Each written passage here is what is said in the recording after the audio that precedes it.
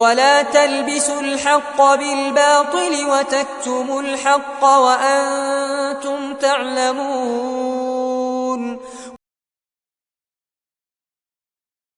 اور حق کو باطل کے ساتھ نہ ملاؤ اور نہ ہی حق کو چھپاؤ، حالانکہ تم جانتے ہو کہ حق کیا ہے۔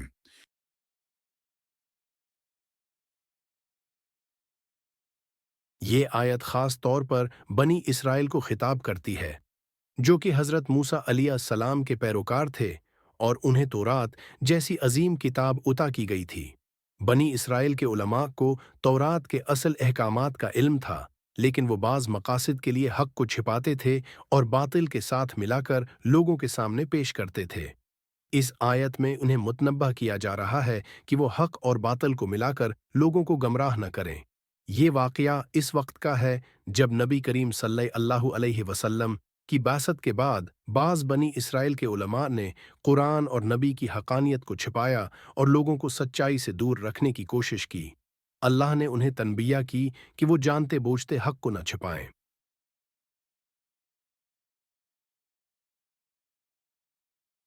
اللہ تعالیٰ اس آیت میں بنی اسرائیل کے علماء کو خبردار کر رہا ہے کہ وہ حق کو باطل کے ساتھ نہ ملائیں۔ یہاں تلبسوا کا مطلب ہے حق کو باطل میں لپیٹنا یا گڈمڈ کرنا، یعنی حق اور سچائی کو باطل کے ساتھ ملا کر لوگوں کے سامنے اس طرح پیش کرنا کہ لوگ سچ کو پہچان نہ سکیں۔ بنی اسرائیل کے علماء حق بات جانتے تھے، لیکن اسے باطل کے ساتھ ملا کر پیش کرتے تھے تاکہ ان کے مفادات محفوظ رہ سکیں۔ اللہ نے مزید تنبیہ کی کہ حق کو چھپانا بہت بڑا گناہ ہے، خصوصاً جب حق واضح ہو۔ بنی اسرائیل کے علماء کو اللہ کی آیات اور سچائی کا علم تھا، لیکن وہ اسے اپنے ذاتی یا دنیاوی مفادات کے لیے چھپاتے تھے۔ اس آیت میں اللہ نے خاص طور پر ذکر کیا کہ یہ سب کچھ اس حالت میں ہو رہا تھا جب وہ جانتے تھے کہ حق کیا ہے، یعنی یہ ان کی لا علمی کا نتیجہ نہیں تھا، بلکہ وہ جان بوجھ کر حق کو چھپاتے اور لوگوں کو گمراہ کرتے تھے۔ یہ آیت ہمیں سچائی کی حفاظت کرنے، حق کو واضح طور پر بیان کرنے اور کسی ہمیں سچائی کی دنیاوی فائدے کے لیے سچائی کو نہ چھپانے کی ہدایت کرتی ہے۔ علماء اور دین کے جاننے والوں کے لیے یہ پیغام ہے کہ وہ حق کو لوگوں تک پہنچائیں اور اسے کسی مفاد کے لیے بدلنے کی کوشش نہ کریں۔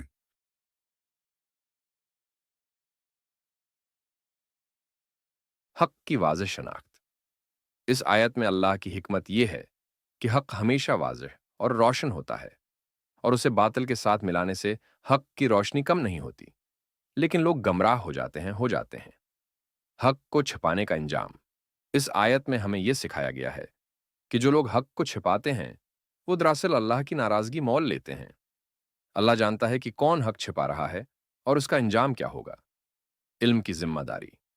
جو لوگ دین اور سچائی کا علم رکھتے ہیں، ان پر یہ ذمہ داری ہے کہ وہ حق کو لوگوں کے سامنے واضح کریں اور اسے چھپانے سے بچیں۔ حق اور باطل میں فرق۔ اللہ تعالیٰ نے اس آیت کے ذریعے ہمیں یہ تعلیم دی کہ حق اور باطل کو کبھی بھی ایک دوسرے کے ساتھ ملایا نہیں جا سکتا۔ ہمیں ہمیشہ حق کو حق کے طور پر اور باطل کو باطل کے طور پر ہی پہچاننا چاہیے۔ جان بوجھ کر حق کا انکار۔ اللہ تعالیٰ نے اس آیت میں اس بات کی نشاندہی کی کہ حق کو جانتے بوجھتے انکار کرنا یا چھپانا بہت بڑا گناہ ہے۔ جو لوگ حق کی معرفت رکھتے ہیں، ان پر یہ فرض ہے کہ وہ اس سچائی کو چھپانے کے بجائے اسے دوسروں تک پہنچائیں۔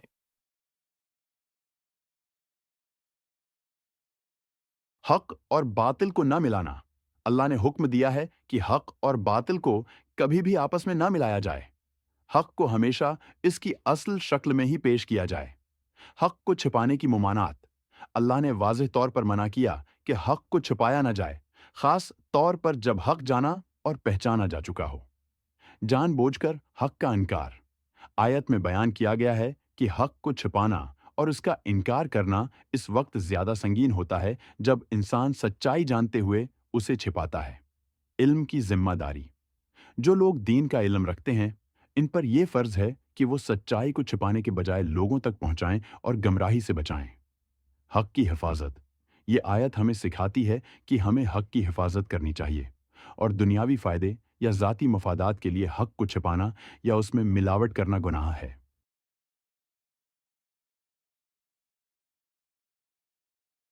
جھوٹی گواہی دینے والے گواہ۔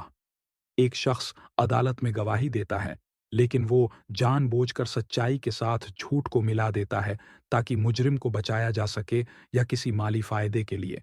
वो हक को बातिल के साथ मिलाकर हकायक को मस्ख करता है। इसी तरह अल्लाह ने इस आयत में बनी इसराइल को तनबिया की कि वो हक को बातिल में लपेटकर लोगों को गमराह न करें।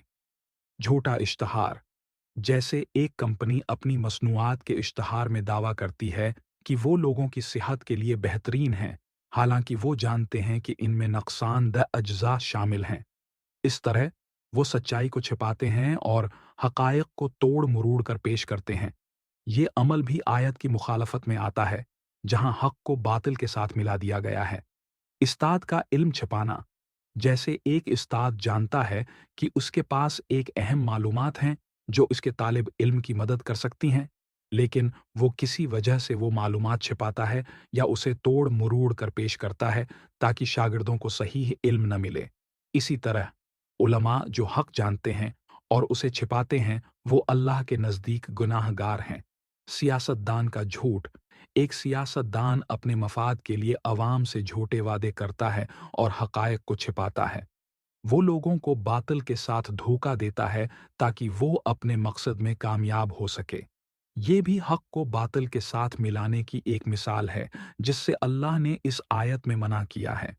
फरेबी सौदागर, जैसे एक ताजिर अपनी चीज़ों की असल हालत छिपाकर इन्हें एली मय्यार की बताकर फरोख्त करता है। वो हकायक को जानते हुए भी गमराह कुन मालूमात फराहम करता है। इस आयत में भी इसी किस्म की गमराही की मजम्मत की गई है।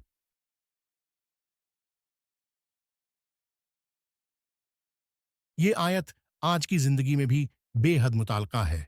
हम देखते हैं कि माशरती और कारोबारी मामलात में हकायक को छिपाना या गलत बयानी करना आम होता जा रहा है।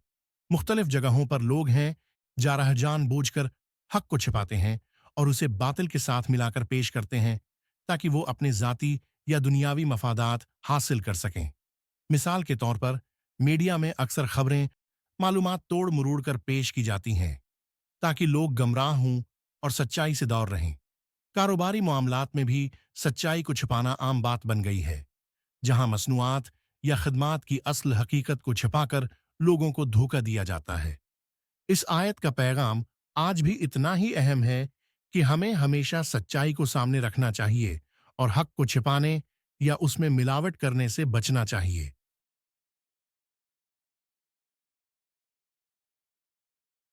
हक और बातिल को अलग रखना।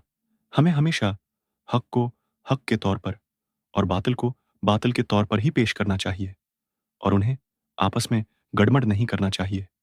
हक को न छिपाना।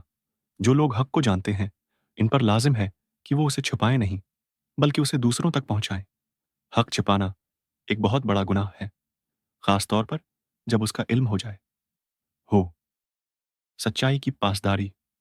हमें अपनी जिंदगी के हर मामले में सच्चाई की पासदारी करनी चाहिए, चाहे वो कारोबारी मामलात हों, खानदानी मसाइल या माशरती जिंदगी। सच्चाई ही कामयाबी की जमानत है। अल्लाह से डरने की जरूरत। अल्लाह का खौफ हमें गमराही और सच्चाई को छुपाने से रोकता है। हमें हमेशा अल्लाह की रिजा के मुताबिक जिंदगी गुजारनी चाहिए। इल्म का सही इस्तेमाल। जो लोग इल्म रखते हैं, इन पर यह जिम्मेदारी है कि वो हक को छिपाने या उसमें मिलावट करने के बजाय उस इल्म को सही और सच्चाई के साथ दूसरों तक पहुंचाएं।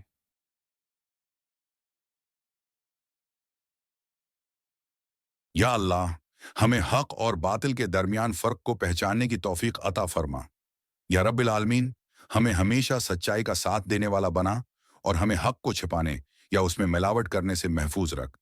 ए अल्लाह, हमें सच्चाई पर कायम रहने की हिम्मत अता फरमा, चाहे हालात कैसे भी हों। आए अल्लाह, हमें अपने इल्म के मुताबिक हक को दूसरों तक पहुंचाने वाला बना दे और हमें कभी सच्चाई को छिपाने वाला न बना।